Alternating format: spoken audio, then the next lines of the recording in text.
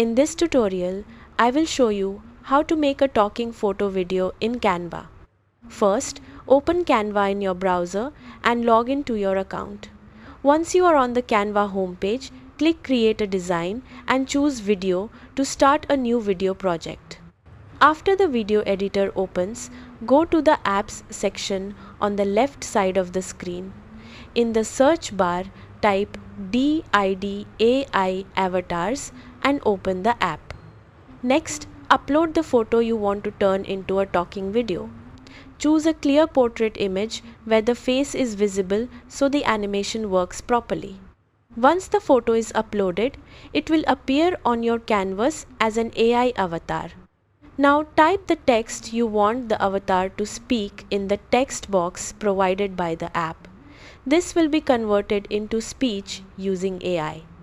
After entering the text, choose the voice you want for the video. You can select different voices and accents depending on the style you prefer. Preview the speech to make sure the voice and text sound correct. When everything looks good, generate the video and Canva will create a talking photo animation from your image.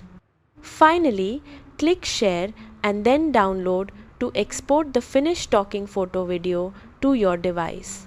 That is how you make a talking photo video in Canva.